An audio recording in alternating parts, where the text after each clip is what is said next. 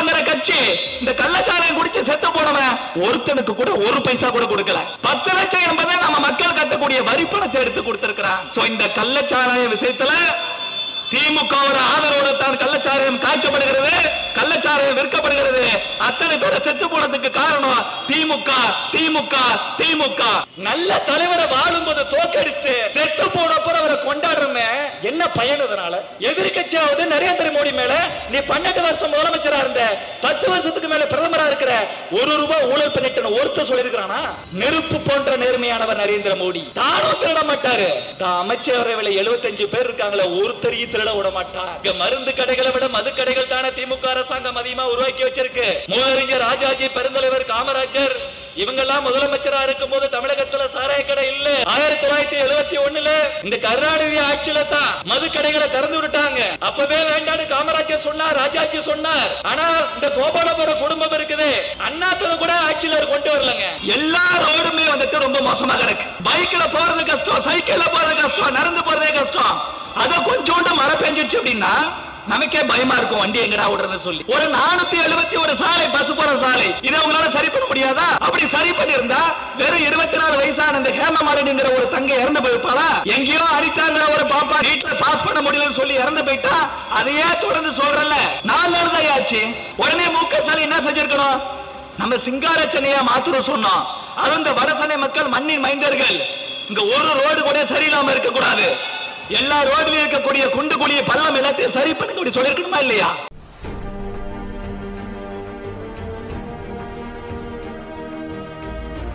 ஒரு மாநிலத்திலேயே 2வது முறை ஆட்சி பிடிக்கிறது கஷ்டம். ஆனா நரேந்திர மோடி அவர்கள் இந்திய நாட்டிலேயே தொடர்ந்து 3வது முறையாக ஆட்சியை பிடித்திருக்கிறார். 1962 எலெக்ஷனுக்கு அப்புறம் இந்த நாட்டில் எத்தனையோ பிரதமர் வந்திருக்கிறார்கள். நேருவோட மகன் இந்திரா காந்தி வந்திருக்கிறாங்க, ராஜீவ் காந்தி வந்திருக்கிறாங்க, வாஜ்பாய் வந்திருக்கிறாங்க, நரசிம்மராவ் வந்திருக்கிறாங்க, மன்மோகன் சிங் கூட 2 முறை வந்திருக்கிறார். ஆனா யாருமே 3வது முறை 1962க்கு அப்புறம் வரல. அப்படி தொடர்ந்து 3 முறை பிரதமராக வந்திருப்பவர் நரேந்திர மோடி ஒருவரே. அது மிகப்பெரிய சாதனை.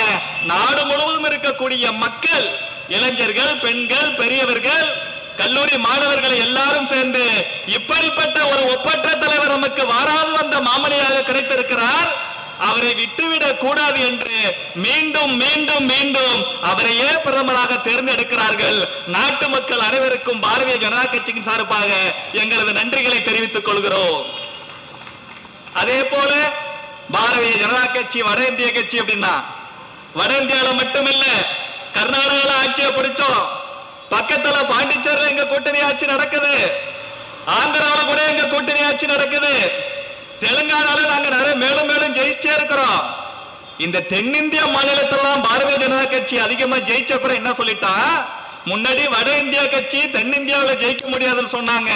தென்னிந்தியாவில் நாங்க பல்வேறு மாநிலங்கள்ல ஒரு சக்தி படைத்த ஒரு கட்சியாக வளர்ந்து விட்ட பின்பு தமிழகத்துல ஒண்ணும் பண்ண முடியாது, தமிழகத்துல தாமரை மலரவே மலராது, தமிழகத்துல நீங்க காலுன்ற முடியாது, அப்படி உள்ளுக்குள்ள பயந்துகிட்டே விமர்சனம் பண்ணாங்க. ஆனா இன்னைக்கு தமிழகத்துல நடந்து முடிந்த நாடாளுமன்ற தேர்தல தமிழக மக்கள், தமிழக வாக்காளர்களை 80 லட்சம் பேர் பாரதிய ஜனதா கட்சிக்கு ஓட்டு போட்டு இருக்கிறார்கள். 80 லட்சம் சாதாரணமா இல்ல. அந்த 80 லட்சம் தமிழர்களுக்கும் தமிழக வாக்காளர்களுக்கும் நன்றி. அதே போல இந்த வட சென்னையில பாரதிய ஜனதா கட்சி ஏதோ உயர் ஜாதிகளுக்கானது, படித்தவர்களுக்கானது, ஏழை எளிய மக்களுக்கு அல்ல அப்படின்னு மறுபடியும் பொய் பிரச்சாரம் செய்தார்கள். இங்க வட சென்னை என்பது ஒரு குட்டி இந்தியா. இங்க கொஞ்சம் படிக்காதவங்களும் இருக்கிறாங்க, நல்லா படிச்சவங்களும் இருக்கிறாங்க, நீங்க சாதாரணமா வந்துட்டு பொருளாதாரத்துல கீழ்நிலையில உள்ள மக்களும் இருக்கிறாங்க, மிடில் கிளாஸ் இருக்கிறாங்க, அப்பர் மிடில் கிளாஸ் இருக்கிறாங்க, ஹையர் கிளாஸ் இருக்கிறாங்க. எல்லாரையும் உள்ளடக்கிய இந்த வட சென்னையிலேயே நரேந்திர மோடிக்காகவும் தலைவர் அண்ணாமலை அவர்களுக்காகவும் அன்பண்ணன் பால் கனகராஜ் அவர்களுக்கும் இந்த வட சென்னையில 1,13,000 பேர் ஓட்டு போட்டிருக்கீங்க. உங்கள் அனைவருக்கும் எங்களது மனமார்ந்த நன்றிகள். இதே ஆர்கே நகர்ல இது அதிமுகவோட கோட்டை, திமுகவோட கோட்டை என்னனாலும் சொல்லி பார்த்திருக்கலாம். இன்னைக்கு சாதாரண 1000 2000 இல்ல, ஒரு காலத்துல நாங்க நோட்டாவோட கம்மியா வாங்கினதா இல்லைன்னு சொல்லல. ஆனா இன்னைக்கும் நோட்டாவோட கம்மியா வாங்கிட்டு இருக்கக்கூடிய கட்சிகள் எத்தனையோ உண்டு. இந்த கம்யூனிஸ்ட் கட்சிகள் எல்லாம் பார்த்தோம்னா சில மாநிலத்துல பல இடத்துல இல்ல, எல்லா இடத்துலயுமே நோட்டாவோட கம்மியா வாங்கி இருக்கிறான். ஆனா இன்னைக்கு இந்த ஆர்கே நகர்ல மட்டுமே பாரதிய ஜனதா கட்சிக்கு 19,000 பெருமக்கள் வாக்காளர்களுக்கு ஓட்டு போட்டிருக்கீங்க. உங்கள் அனைவருக்கும் மனமார்ந்த நன்றிகளை தெரிவித்துக் கொள்கிறோம். நன்றி தெரிவிக்கும் என்னும் நன்றி தெரிவிப்பது என்னும் தமிழர் பண்பாட்டை, தமிழர் கலாச்சாரத்தை, பாரத நாட்டு கலாச்சாரத்தை பேணி பாதுகாத்து வருவது பாரதிய ஜனதா கட்சி. அந்த அடிப்படையில் தான் உங்க எல்லாருக்கும் நன்றி சொல்கிறோம். சரி, மற்ற கட்சிகள் அதிமுக திமுக என்ன செய்யும்? தேர்தல் நேரத்தில் வருவாங்க, கோடி கோடியா கொள்ளடிச்சு பணம் வச்சிருப்பாங்க. அந்த பணத்துல 500 ரூபாய் 1000 ரூபாய் உங்களுக்கு கொடுத்துட்டு ஓட்டு கேட்பாங்க. தேர்தல் முடிஞ்சிடுச்சுன்னா வரமாட்டாங்க. அப்படியே வந்தாலும் நன்றி சொல்றது சொல்லி சாதாரண ஒரு பேச்சுக்கு சொல்லிட்டு போயிடுவான். மறுபடியும் அவங்க எப்ப வருவாங்கன்னா 5 வருஷத்துக்கு அப்புறம் தான் வருவாங்க. ஆனா politics is a continuous process. எங்களை பொறுத்தவரை பாலிடிக்ஸ் என்பது, அரசியல் என்பது தொடர்ந்து செய்யக்கூடியது, தொடர் சேவை செய்யக்கூடியது, மக்களுக்கு எல்லா நல்ல விஷயங்களையும் எடுத்து சொல்வது, ஆளுங்கட்சி செய்யக்கூடிய தவறுகளை சுட்டிக்காட்டி அதை திருத்துவது. அவ்வாறு திருத்துவதனால் மக்களுக்கு நல்லது நடக்கும். அந்த அடிப்படையில் நாங்க என்ன செய்யறோம்? இன்னைக்கு இங்க இருக்கக்கூடிய திமுக அரசாங்கம் அதோட வழக்கப்படி தொடர்ந்து பல்வேறு பிரச்சனைகளை மக்களுக்கு உண்டு பண்ணி வருகிறது. அதை சுட்டிக்காட்டி அந்த தவறுகளை, அந்த சீர்கேடுகளை போக்குவதற்காக பாரதிய ஜனதா கட்சி இந்த கூட்டத்தை பயன்படுத்திக் கொள்கிறது. என்ன செய்யறான்? எங்க தீர்மானத்தை பத்தி அண்ணன் பாலகனகராஜ் அவர்கள் சிறப்பாக எடுத்து வைத்தார். அதுல ஒரு சில விஷயத்தை நான் சொல்றேன். செங்கோல், இந்தியாவில் எத்தனை மாநிலம் இருக்கு? ஏதாச்சும் ஒரு மாநிலத்தில் இருக்கக்கூடிய கலாச்சார சின்னத்தை அவங்களோட மரபை எடுத்து பாராளுமன்றத்தில் காமிச்சிருக்கலாம். நமக்கெல்லாம் எப்படி தமிழ்நாடு வந்துட்டு நம்ம சொந்த மாநிலமோ, அதே மாதிரி நம்ம பிரதமர் நரேந்திர மோடி அவர்களுக்கு குஜராத் சொந்த மாநிலம். அவர் பிரதமராக இருக்கும்போது என்ன செஞ்சிருக்கலாம்? குஜராத்தில் இருக்கக்கூடிய ஒரு சின்னத்தை எடுத்துக்கொண்டு போய் பாராளுமன்றத்தில் நிறுவி அதுக்கு மரியாதை கொடுத்திருக்கலாம். ஆனா தான் பிறந்த, தன்னை 3 முறை முதலமைச்சராக ஆக்கிய குஜராத்தில் இருந்து எந்த ஒரு பண்பாட்டு சின்னத்தையும் பாரத பிரதமர் எடுத்துக்கொண்டு செல்லவில்லை, பாராளுமன்றத்தில் நிறுவவில்லை. ஆனால் தமிழர்களின் பண்பாட்டு சின்னம், அறத்தின் சின்னம், தர்மத்தின் சின்னம், ஆட்சியின் சின்னமாம் செங்கோலை எடுத்துக்கொண்டு போய் அங்க பாராளுமன்றத்தில் நிறுவி நம்மை எல்லாம் பெருமைப்படுத்தி இருக்கிறார்.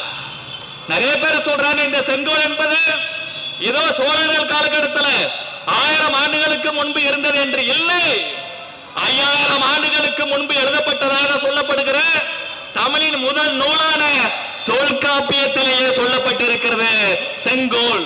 செங்கோல் என்பது நீதியின் சின்னம், செங்கோல் என்பது நிர்வாகத்தின் நேர்மையான நிர்வாகத்தின் சின்னம், செங்கோல் என்பது தர்மத்தின் சின்னம். காங்கிரஸ் போல திமுக போல அநீதியான வகையில ஆட்சி செய்யக்கூடாது. தர்மத்தின் அடிப்படையில, அறத்தின் அடிப்படையில் ஆட்சி செய்ய வேண்டும்.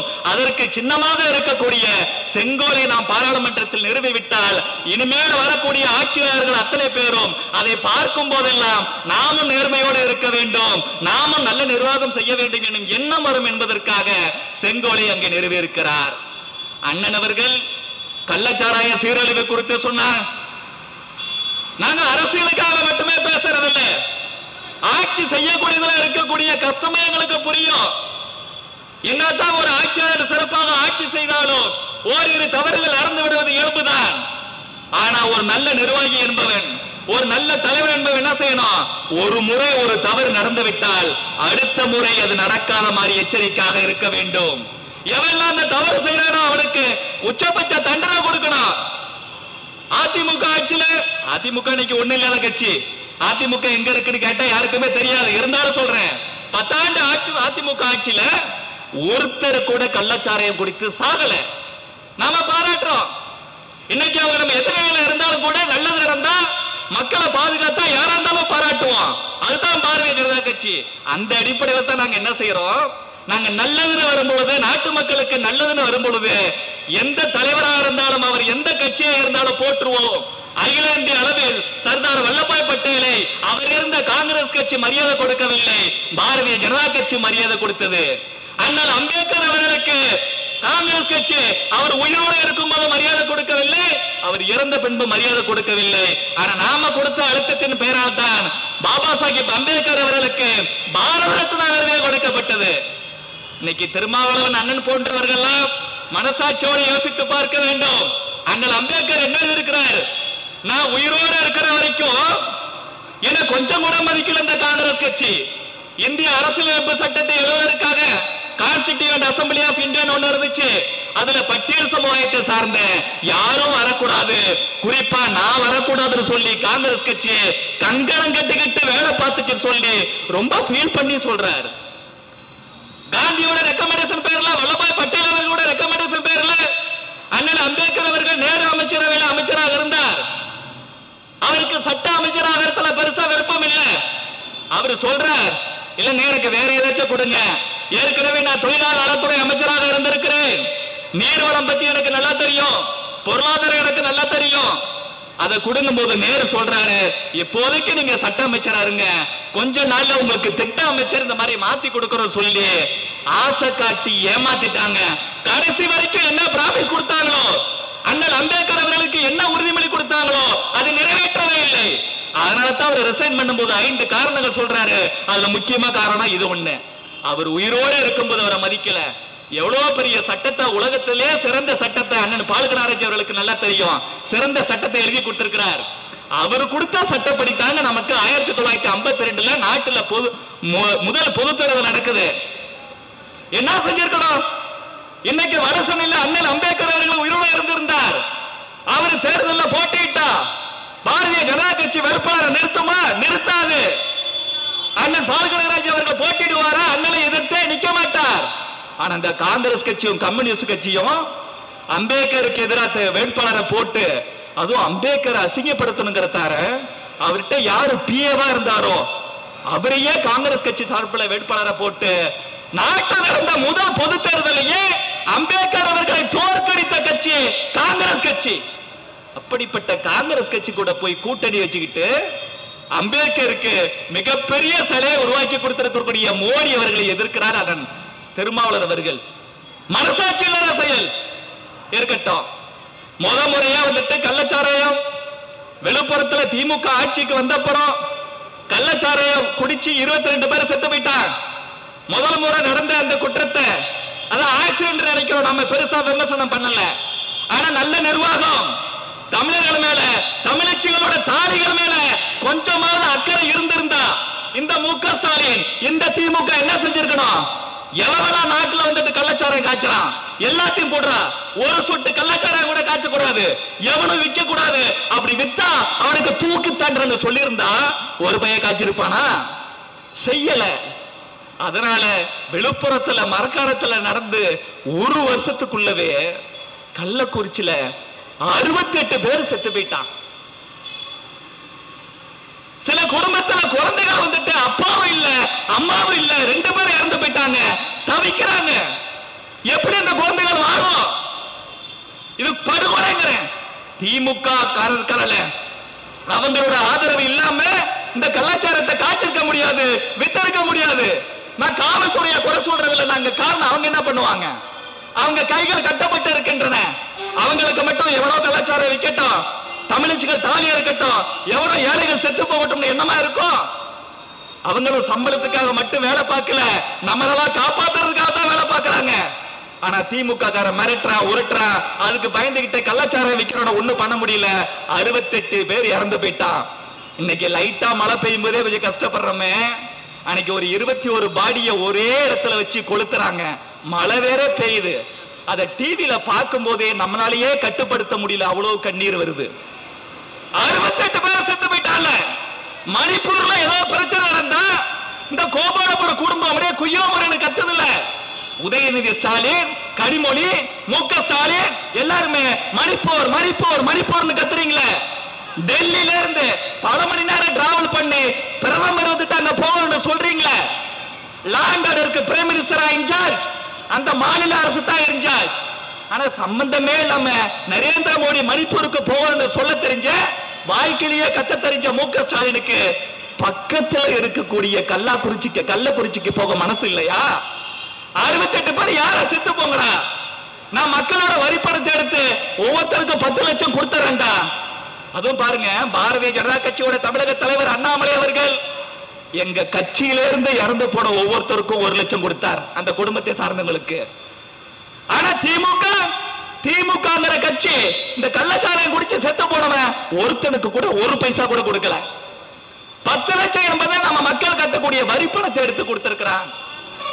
இந்த கள்ளச்சாராய விஷயத்துல திமுக ஆதரவோடு தான் கள்ளச்சாராயம் காய்ச்சப்படுகிறது, கள்ளச்சாராயம் விற்கப்படுகிறது. அத்தனை பேர் செத்து போனதுக்கு காரணம் திமுக. திமுக திமுக முதல்வர் மு.க. ஸ்டாலின் அவர்கள் அண்ணன் பாலகராஜ் அவர்கள் சொன்னது போல அந்த துறை சார்ந்த அமைச்சரான முத்துசாமியை இன்னமும் ஒரு வந்துட்டு ராஜினாமா பண்ண வைக்கல, பதவி நீக்கம் பண்ண வைக்கல, இவரும் போய் பார்க்கல. இவங்க என்ன நினைச்சிட்டு இருக்கிறாங்கன்னா, பாரதிய ஜனதா கட்சி மக்கள் நலனுக்காக என்னென்னமோ பேசுது. அண்ணாமலை அவர்கள் டேட்டாவோட ஆதாரத்தோட உரத்த குரல் கொடுக்கிறார், மக்களுக்கும் விவரம் தெரியுது. ஆனா இவங்க ஏழை பாளைங்கடா, நம்ம தான் கோடி கோடியா பணம் கொள்ளடிச்சு வச்சிருக்கிறோமே. இந்த பீகார்காரன், வட இந்தியக்காரன், இந்திக்காரன் பிரசாந்த் கிஷோரை கூட்டு வந்துட்டு ஏற்கனவே 350 கோடி ரூபாய் கொடுத்தோம், அடுத்த தேர்தலில் நம்ம தான் கொள்ளடிச்சு வச்சிருக்கிற பணத்துல 500 கோடி ரூபாய் கொடுப்போம், அந்த பணத்தை வச்சு மார்க்கெட் பண்ணுவோம், ப்ரமோட் பண்ணுவோம். இவனுக்கு 500 ரூபாயும் 1000 ரூபாயும் எலெக்ஷன் டைம்ல கொடுத்து அவன் ஏழ்மையை பயன்படுத்தி ஓட்டு வாங்கணும்டா. ஓட்டு வாங்கின அப்புறம் நம்ம ஜாலியா இருக்கலாம், நம்ம புள்ள குட்டி குடும்பம் நல்லா இருக்கட்டும், இவன் எப்படியோ போகட்டுங்கிற மமதையில இருக்கிறான். இன்னமும் கள்ளக்குறிச்சியை நேரில் சென்று பார்வையிடாத அமைச்சர் முத்துசாமியை பதவி நீக்கம் செய்யாத மு.க. ஸ்டாலின் அவர்களை பாரதிய ஜனதா கட்சி வன்மையாக கண்டிக்கிறது. கோபாலபுர குடும்பத்தை அந்த 68 பேரோட ஆன்மா மன்னிக்காது. கோபாலபுர குடும்பத்துக்கு தர்மம் ஒண்ணு இருக்கும், அது கண்டிப்பா தண்டிக்கும். எத்தனை பேரு, எத்தனை உயிர் அப்படி பழி வாங்குவீங்க? கொடுமையிலும் கொடுமை. அடுத்ததா பார்த்தா நிர்வாக சீர்கேடுகள். ஜூலை மாசம் 2020 கொரோனா காலகட்டம், ஒரு தாத்தா மாஸ்க் போட்டுக்கிட்டு சாக்கடிப்பது மின்சாரமா மின் கட்டணமா அப்படின்னு ஒரு பிளே கார்டு வச்சு, ஒரு பிளாக்கார்டு வச்சு பிடிச்சிட்டு இருந்தார், ஒரு பதாகை.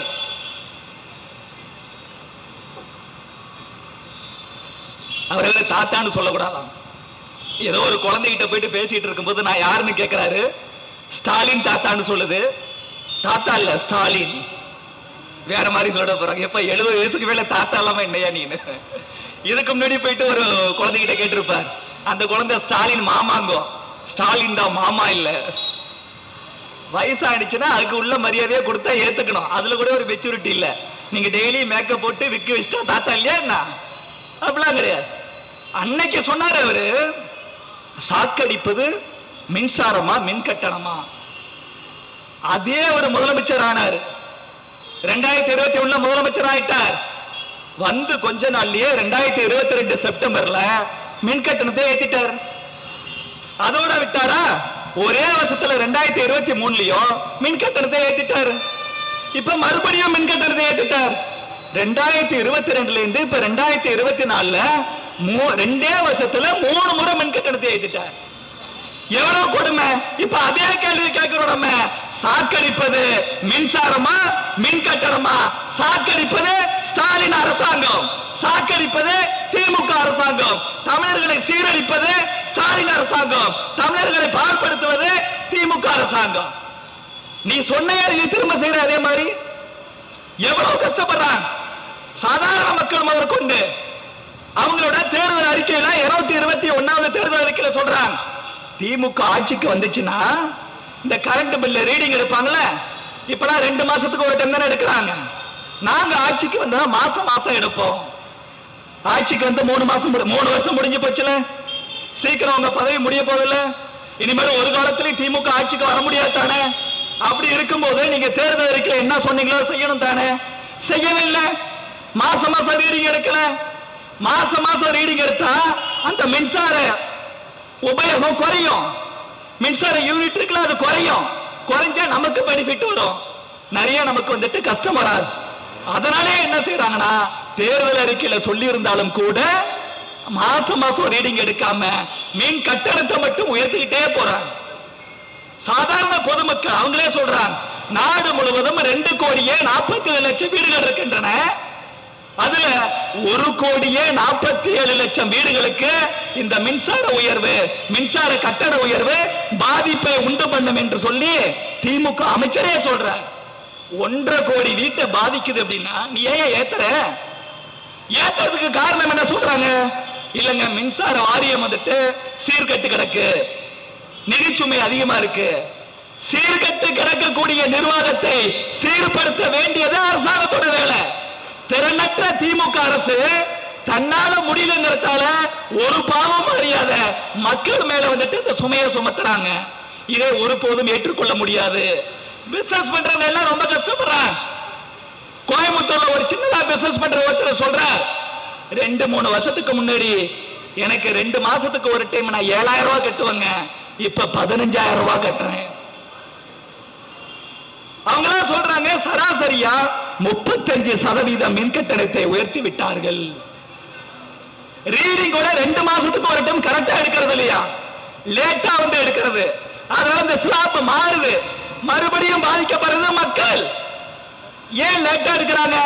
மின்சார வாரியத்துல ரீடிங் எடுக்கிறதுக்கு ஆள் போடணும்.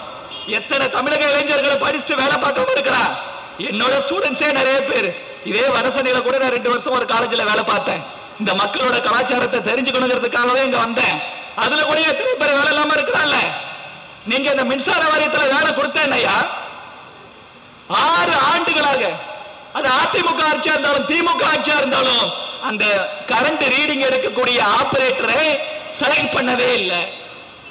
இவங்க ஊழல் பண்றாங்க, இவங்களால நிர்வாக சீர்கேடு இருக்கு. ஆனா பாதிப்ப மக்கள் மேலே ஏத்துறாங்க. மின் கட்டணம் தொடர்ந்து ஏறிக்கொண்டே இருக்கிறது.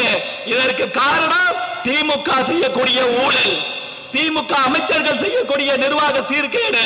இதனை பாரதிய ஜனதா கட்சி வன்மையாக கண்டிக்கிறது. ரோடு பாருங்க, ஒரு 2-3 நாளைக்கு இப்படி ஒரு நியூஸ், பாடியிலேருந்து கோயம்பேடுக்கு ஒரு அண்ணன் ஒரு தங்கச்சி 2 பேரும் பைக்ல வராங்க. அண்ணன் பேரு வெங்கடேசன், தங்கச்சி பேரு வந்துட்டு ஹேமமாலினி. ரோடு பார்த்தோம்னா திடீர்னு குழி வந்துருச்சு. அவங்க பைக்ல போறாங்க, அவங்க கவனிக்கல, டக்குன்னு வண்டி விட்டதால 2 பேருமே கீழே விழுந்துட்டாங்க. கீழே விழுந்த அந்த பொண்ணுக்கு 24 வயசுங்க. டக்குன்னு பின்னாடி வந்த லாரி மேலே ஏறி செத்து போச்சு. சென்னையில மட்டுமே 471 பஸ் போகக்கூடிய சாலைகள். என்ன மைக்கு நல்ல மைக்கு வைக்கிறது இல்லையா? அதே போல நம்ம உட்புற சாலைகள் இருக்குல்ல, 34,640 சாலைகள். இங்க இருக்கக்கூடிய ஒவ்வொருத்தரும் ஒரு தெருவிலே வந்திருப்பீங்க. யாராச்சும் ஒருத்தர் சொல்லுங்க, எங்க ரோட்ல ஒரு பள்ளம் கூட இல்ல, ஒரு குண்டு குழி கூட இல்லைன்னு சொல்லி யாராச்சும் ஒருத்தர் சொல்ல முடியுமா? அதுலயே இந்த வரசனை தான் ரொம்ப பாதிக்கப்படுது. எல்லா ரோடுமே வந்துட்டு ரொம்ப மோசமா கிடக்கு. பைக்ல போறது கஷ்டம், சைக்கிள்ல போறது கஷ்டம், நடந்து போறதே கஷ்டம். அத கொஞ்சோண்டு மழை பெஞ்சிருச்சு அப்படின்னா நமக்கே பயமா இருக்கும், வண்டி எங்கடா விடுறது சொல்லி. ஒரு 471 சாலை, பஸ் போற சாலை, இதை உங்களால சரி பண்ண முடியாதா? அப்படி சரி பண்ணிருந்தா வெறும் 24 வயசான இந்த ஹேமமாலினிங்கிற ஒரு தங்கை இறந்து போயிருப்பாளா? எங்கேயோ அனிதாங்கிற ஒரு பாப்பா நீட்டுக்காக நீட்ல பாஸ் பண்ண முடியலன்னு சொல்லி இறந்து போயிட்டா அதையே தொடர்ந்து சொல்றல. 4 நாள் தான் ஆச்சு. உடனே முக ஸ்டாலின் என்ன செஞ்சிருக்கணும்? நம்ம சிங்கார சென்னையா மாத்துறோம் சொன்னோம். அது இந்த வடசென்னை மக்கள் மண்ணின் மைந்தர்கள். இங்க ஒரு ரோடு கூட சரியில்லாம இருக்க கூடாது. எல்லா ரோட்லயும் இருக்கக்கூடிய குண்டு குழிய பள்ளம் எல்லாத்தையும் சரி பண்ண சொல்லிருக்கணுமா இல்லையா? அவரு சொல்லவே இல்லை. அப்ப இவங்க என்னதான் பண்றாங்க? தயவு செய்து மக்கள் நீங்க எல்லாம் உங்க கவுன்சிலரை கேளுங்க, சண்டை போடாதீங்க. அவங்க மாதிரி நம்ம வன்முறையை தூண்ட மாட்டோம். உங்க கவுன்சிலர் எல்லாரும் கேளுங்க, என்னதான் சார் பண்றீங்க நீங்க? உங்க எம்எல்ஏ கேளுங்க, உங்க எம்பிஏ கேளுங்க. அடிப்படை வசதி இதை கூட நீங்க செஞ்சு கொடுக்காம எதுக்கு இருக்கீங்க கேட்கணும். அந்த அளவுக்கு மோசமா கிடக்கு. சட்ட ஒழுங்கு சரியில்லை, சாலைகள் சரியில்லை, மின் கட்டணம் எக்கச்சக்கமா ஏத்துறாங்க.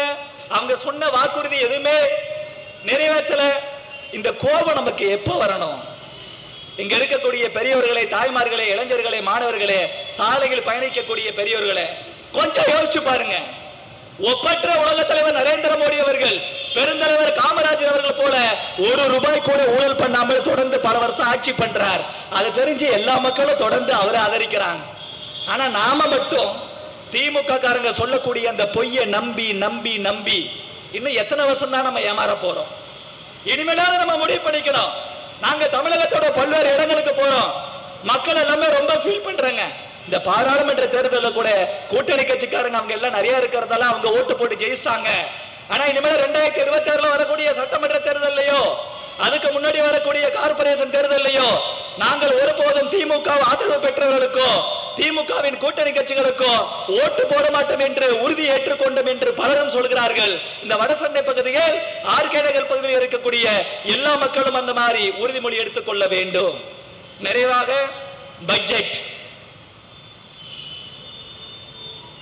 கொஞ்சம் டெக்னிக்கலான விஷயம். நாங்களா காலேஜில் ப்ரொஃபசர்ஸ் எல்லாம் சேர்ந்து கொஞ்சம் ஸ்டூடெண்ட்ஸ் சொல்லும் போதே சில விஷயம் புரியாது, சில விஷயம் தான் புரியும். அதனால பொதுமக்களுக்கு எதெல்லாம் கொஞ்சம் ரெலவெண்டா ஓரளவுக்கு விவரம் தெரியுமோ அந்த மாதிரி விஷயங்களை மட்டும் உங்கள்கிட்ட நான் சொல்லி விடைபெற விரும்புகிறேன். மிகச்சிறந்த பட்ஜெட்டை நரேந்திர மோடி போடுகிறார். நரேந்திர மோடி அவர்கள் தேர்தலை மனதில் வைத்து எந்த ஒரு பட்ஜெட்டையும் போடுவதில்லை. 12 ஆண்டுகள் குஜராத்தோட சிஎம் இருந்தார். 10 ஆண்டுகளுக்கு மேல பாரத நாட்டோட பிரதமராக இருக்கிறார். எத்தனையோ தேர்தல்களை சந்தித்திருக்கிறார். ஆனா தேர்தலுக்கு முன்னாடி எத்தனையோ பட்ஜெட் வந்திருக்கு. ஒரு பட்ஜெட்ல கூட தேர்தலை மனசுல வச்சுக்கிட்டு நரேந்திர மோடி திட்டங்களை தீட்டுவதில்லை. நரேந்திர மோடி நெக்ஸ்ட் எலெக்ஷனை மனசுல வச்சுக்க மாட்டார். நெக்ஸ்ட் ஜெனரேஷனை தான் மனசுல வச்சு திட்டம் தீட்டுவார். அந்த அடிப்படையில் தான் கடந்த 10 ஆண்டுகள் சிறப்பான பட்ஜெட் போட்டார். அதோட தொடர்ச்சியாகத்தான் இந்த ஆண்டு பட்ஜெட் போட்டிருக்கிறாங்க. 48 லட்சம் கோடிக்கு பட்ஜெட் போட்டிருக்கிறாங்க.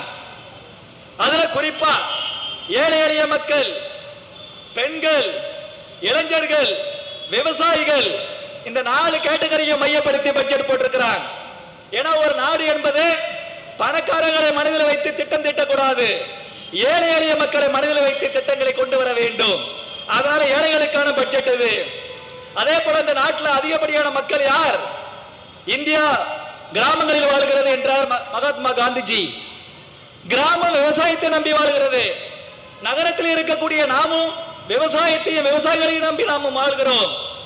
எல்லாருக்கும் தெரிஞ்ச மாதிரி அவங்க சேத்துல கால வச்சா தான் நம்ம சோத்துல கால வைக்க முடியும். அந்த விவசாயிகளுக்கான பட்ஜெட் இது. விவசாயிகளுக்கு பல்வேறு திட்டங்களை தீட்டி இருக்கிறார். அடுத்ததாக பெண்கள். ஒரு குடும்பத்தில் ஆண் எப்படியா இருந்துட்டு போனாலும் பிரச்சனை இல்லை. ஒரு குடும்பத்தில் ஒரு தாய், ஒரு மகள், ஒரு பெண் கரெக்டா இருந்துட்டா அந்த குடும்பத்தை தூக்கி நிறுத்துவா. அதனால தான் நம்ம பார்த்தோம்னா வீட்டுக்கார அம்மாவுக்கு தான் அதிகமா மரியாதை கொடுப்போம். ஏன்னா இந்த வீடு என்பது ஒரு பெண் வரும்போது தான். ஆண் இல்லாம பெண்ணு சமாளிச்சிடலாம், பெண் இல்லாம ஆனால சமாளிக்கவே முடியாது. அதான் மனசுல வச்சு பாரத பிரதமர் பெண்களுக்காக பல திட்டங்களை தீட்டி இருக்கிறார். அடுத்ததாக நாட்டின் எதிர்காலம், நாட்டின் பில்லர்ஸ், நாட்டின் தூண்கள், இளைஞர்கள், மாணவர்கள். அந்த மாணவர்களையும் இளைஞர்களையும் மனதில் வைத்து பல்வேறு திட்டங்களை தீட்டி இருக்கிறார். ஒவ்வொன்றாக பார்ப்போம். ஏழை எளிய மக்களுக்காக என்ன செய்திருக்கிறார் நரேந்திர மோடி யோசிக்கிறார். என்னைக்கு நீங்க மனசுல வச்சுக்கணும், தேர்தலில் கவுன்சிலர் இருந்தாலும் எம்எல்ஏவா இருந்தாலும் எம்பியா இருந்தாலும் யாரு வந்து நின்னாலும் யாரெல்லாம் கொஞ்சம் ரொம்ப சாதாரண பின்னணியில இருந்து வந்திருக்கிறாங்களோ அவங்களுக்கு நீங்க ஆதரவு கொடுக்கணும். ஏன் தெரியுமா? உதயநிதி போலவோ, மு.க. ஸ்டாலின் போலவோ, இங்க இருக்கக்கூடிய கலாநிதி போலவோ, ராகுல் காந்தி போலவோ, பிரியங்கா காந்தி போலவோ பணக்கார குடும்பத்துல பிறந்திருந்தா அவங்களா ராஜா விட்டு கண்ணுக்குட்டி. ஏழை எளிய மக்களாகிய நமது கஷ்ட நஷ்டம் என்னன்னு அவங்களுக்கு புரியாது. பசினா என்னன்னு தெரியாது அவனுக்கு. அவெல்லாம் நிறைய பிரியாணியா சாப்பிட்டு கண்டனா சாப்பிட்டு டைஜஸ்ட் ஆகல சொல்லி அதுக்கும் காஸ்ட்லியா கோக்கு பெப்சி குடிக்கிறவன். நம்ம ஏழை எளிய மக்கள் சாப்பாடு இல்லாம கஷ்டப்படுறவங்க. சாதாரண பின்னணியில வந்த நரேந்திர மோடி அவர்கள் ஏழ்மைன்னு என்னன்னு தெரியவருக்கு, வறுமைனா என்னன்னு தெரியும், பசி பட்டினா என்னன்னு தெரியும். அதனால அவர் பார்க்கிறாரு, ஏழை எளிய மக்களை மனசுல வச்சு வச்சு திட்டங்கள் தீட்டுகிறார். அவர் 10 ஆண்டுகள் பிரதமராக இருந்தார்ல, என்ன தரப்பு செஞ்சார்? உண்ண உணவு, உடுக்க உடை, இருக்க இருப்பிடம், இதெல்லாம் மனுஷனுக்கு அடிப்படை. உணவுக்கான எல்லா விஷயத்தையும் செஞ்சார்.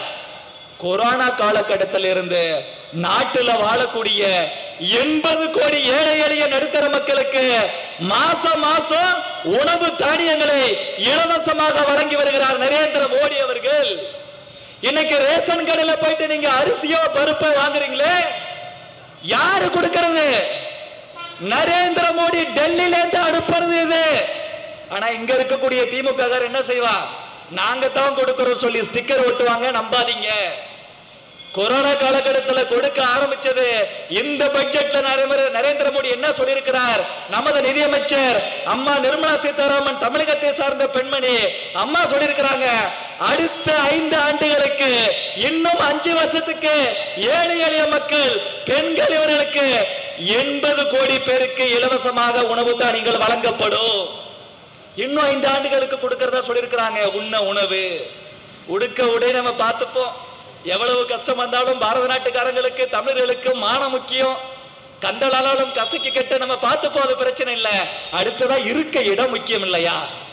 கடந்த 10 ஆண்டுகள்ல நரேந்திர மோடி, எனக்கு இடம் இருக்குங்க, சும்மா 1 சென்ட் இடமாவும் இருக்கு, ஆனா வீடு இல்ல, சும்மா குடிசை போட்டு வச்சிருக்கிறேன், சும்மா கிடக்கு, எனக்கு கொஞ்சம் காசு இருந்தா வீடு கட்டிக்க முடியும், ஆனா பணம் இல்லையே, குறைந்தபட்சம் ஒரு 2-2.5 லட்சம் வேணுமே, நானே டெய்லி வேலைக்கு போய் 300 ரூபாய் 400 ரூபாய் சம்பாதிச்சா தான் என் குடும்பத்துக்கு கஞ்சி காய்ச்ச முடியும், இதுல எப்படிங்க 2 லட்சம் 2.5 லட்சம் என்கிட்ட காசு இருக்கும், அப்படி சொல்லி வீடு இல்லாம இருந்தாங்க. நரேந்திர மோடி சாதாரண பின்னணியில ஏழ்மை குடும்பத்துல பிறந்தவர் இல்லையா? யோசிச்சாரு, இந்த நாட்டுல ஏழை எளிய மக்கள், பணக்கார மட்டும் தான் நல்லா இருக்கணுமா? ஏழை எளிய மக்களுக்கு அடிப்படை வீடு கூட இருக்க கூடாதா? நான் கட்டித்தாரேன்னு சொல்லி 4 கோடி பேருக்கு 2,10,000 2,70,000 அவங்க பேங்க் அக்கவுண்ட்லயே பணத்தை போட்டு வீடு கட்டி கொடுத்திருக்கிறார். இந்த 10 ஆண்டுகள்ல 4 கோடி பேருக்கு கட்டி கொடுத்தது போல இல்லாம இந்த பட்ஜெட்ல ஏழை எளிய மக்களுக்காக சொல்லி இருக்கிறார், இந்த நிதியாண்டில் 3 கோடி பேர் கிராமத்துல வாழ்றவங்களுக்கு வீடு கட்டி கொடுக்கிற, 1 கோடி பேர் நகரத்துல வாழ்றவங்களுக்கு வீடு கட்டி கொடுக்கிற நரேந்திர மோடி பட்ஜெட்ல சொல்லி இருக்கிறார். இதுல ரொம்ப முக்கியமான விஷயம் என்ன தெரியுமா? ஆம்பளைங்க புத்தி கெட்டு போய் இங்க மருந்து கடைகளை விட மது கடைகள் தானே திமுக அரசாங்கம் அதிகமா உருவாக்கி வச்சிருக்கு. மூதறிஞர் ராஜாஜி, பெருந்தலைவர் காமராஜர் இவங்கெல்லாம் முதலமைச்சரா இருக்கும் போது தமிழகத்துல சாராய கடை இல்ல. 1971 இந்த கருணாநிதி ஆட்சியில தான் மது கடைகளை திறந்து விட்டாங்க. அப்பவே வேண்டான்னு காமராஜர் சொன்னார், ராஜாஜி சொன்னார். ஆனா இந்த கோபாலபுரம் குடும்பம் இருக்குது, அண்ணாதுரை கூட ஆட்சியில கொண்டு வரலங்க. காமராஜர் ஆட்சி போய் பக்தவத்துல வந்து திமுக ஜெயிச்சு அண்ணாதுரை 2 வருஷம் ஆட்சியில இருந்தார். அவரு கூட சாராய கடையை ஓபன் பண்ணல. ஆபீசர் நிறைய பேரு, நமக்கு கொஞ்சம் பணம் கம்மியா வருதுங்க, அரசாங்கத்தை இன்னும் நல்லா நடத்தணும்னா பணம் வேணும், சாராய கடைகளை திறக்கலாம்னு கேட்கும் போது நம்ம பேரறிஞர் அண்ணா சொன்னார், ஒரு தலைமுறையே சாராயனா என்னன்னு தெரியாம வளர்ந்துருக்கியா?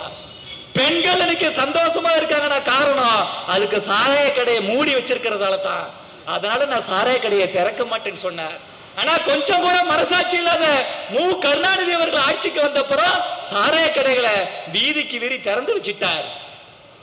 தாய் 8 அடி பாஞ்சா குட்டி 16 அடி பாயும்பாங்க. அது நல்ல விஷயத்துல இருந்தா பிரச்சனை இல்லை. இது எப்படின்னா அப்பனுக்கு தப்பாம புள்ள பிறந்திருக்கணும் ஒரு பழமொழி சொல்லுவாங்கல்ல, அந்த மாதிரி மு.க. ஸ்டாலின் 50,000 கோடிக்கு இன்னைக்கு சாராயத்தை விற்கிறார். 300 ரூபாய் 400 ரூபாய் சம்பாதிக்கக்கூடிய ஆண் கூட டெய்லி போய் 200 ரூபாய் 300 ரூபாய் டாஸ்மாக்ல காசை விட்டுட்டு குடிச்சிட்டு வந்துட்டு சும்மா இருக்கிறானா? குடிச்சா புத்தி நல்லா இருக்கும் போதே போய் காசு கொடுத்து வாங்கி குடிக்கிறான். குடிச்சப்புறம் குரங்கு புத்தியா மாறி போயிடும். வீட்டுக்கு வந்துட்டு பொண்டாட்டி அடிப்பான், பெண் பிள்ளை அடிப்பான், ஆண் பிள்ளை அடிப்பான், வயசான அம்மா அப்பா அடிப்பான். அதிகமா பொண்டாட்டி தான் அடிப்பான். ஏன்னா அவன் நிதானமா இருக்கும் போது நீங்க அடிப்பீங்க, குடிச்சிட்டு வந்துட்டு அவன் அடிக்க ஆரம்பிச்சிருவான். என்ன செய்வான் அவன்? என் வீடுடி நீ வெளில போடி சொல்லி அடிப்பான். நரேந்திர மோடி யோசிக்கிறார், உங்களை மாதிரி ஒரு ஏழை தாய்க்கு பிள்ளையாக பிறந்தவர் அவரு.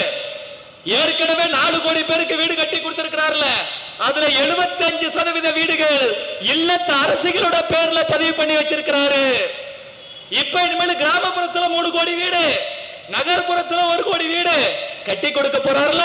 இதுல பெரும்பாலான வீடுகள் பெண்களின் பெயர்களில் பதிவு செய்யப்படும். எந்த அளவுக்கு யோசிக்காரு பாருங்க. இனிமேல் எவனாச்சும் அந்த மு.க. ஸ்டாலின் திறந்து வச்சிருக்கக்கூடிய டாஸ்மாக்ல குடிச்சிட்டு வந்துட்டு இது என் வீடு வெள்ள போடின்னு சொன்னா நீங்க என்ன சொல்லணும்?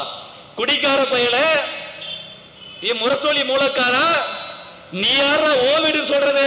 இது எங்க அப்பா நரேந்திர மோடி என் பேர்ல எழுதி வச்ச வீடுறான்னு சொல்லணும். நரேந்திர மோடிக்கு குடும்பம் இல்லைன்னு யாரு சொன்னா? இந்த நாட்டில் இருக்கக்கூடிய நீங்க எல்லாருமே நரேந்திர மோடியின் பிள்ளைகள். அப்படித்தான் நினைச்சு இந்த நாட்டுக்காக உழைக்கிறார். நாமெல்லாம் எத்தனை மணி நேரம் தூங்குறோம்? தயவு செய்து பெருந்தலைவர் காமராஜர் விஷயத்துல நம்ம பண்ண தப்ப தமிழகம் தொடர்ந்து நரேந்திர மோடி அவர்கள் விஷயத்திலையும் பண்ணிட்டு இருக்கிறோம். 9 ஆண்டுகள் சிறப்பு ஆட்சி செஞ்சார் காமராஜர், 1 ரூபாய் ஊழல் பண்ணல. ஆனா அவரை பத்தி பொய்யா இன்னைக்கு நரேந்திர மோடியை பத்தி எவ்வளவு பொய் சொல்றாங்களோ அதே போல காமராஜர் மேல பொய் சொல்லி 1967 தேர்தல்ல சாதாரணமா ஒரு காலேஜ் ஸ்டூடெண்ட் நிக்க வச்சு அவ்வளோ பெரிய தலைவரை காமராஜரை தோக்கடிச்சிட்டாங்க. நல்ல தலைவரை வாழும்போது தோக்கடிச்சுட்டு செத்து போனப்ப அவரை கொண்டாடுறோமே, என்ன பயன்? அதனால ஒரு நல்லவன் உயிரோட இருக்கும்போது அவனை கொண்டாடணும், அவனை ஆதரிக்கணும். நமக்கு எப்பதான் அந்த விழிப்புணர்வு வரப்போகுது? தமிழகத்துல தப்பு பண்ணிட்டோம், ஆனா நாடு முழுவதும் நரேந்திர மோடியை தொடர்ந்து ஆதரிக்கிறாங்க. நாம மட்டும் ஏன் எப்படியா இருக்கிறோம்? கேட்டா நம்ம எல்லாத்தையும் விட நமக்கு தான் அறிவு அதிகமா இருக்குன்னு சொல்லிக்கிறோம். கொஞ்சம் யோசிச்சு பாருங்க. எதிர்கட்சியாவது நரேந்திர மோடி மேல நீ 12 வருஷம் முதலமைச்சரா இருந்த, 10 வருஷத்துக்கு மேல பிரதமரா இருக்கிற, 1 ரூபாய் ஊழல் பண்ணிட்டு ஒருத்தர் சொல்லியிருக்கிறானா? நெருப்பு போன்ற நேர்மையானவர் நரேந்திர மோடி. தானும் திருட மாட்டாரு. தான் அமைச்சரவையில் 75 பேர் இருக்காங்களே, ஒருத்தரையும் திருட விட மாட்டார். அவ்வளவு பெரிய தலைவர் நரேந்திர மோடி. நரேந்திர மோடி பெண்களுக்காக அவ்வளவு நல்ல செய்கிறார். ஏழை எளிய மக்களுக்காக இன்னும் எவ்வளவோ திட்டங்கள்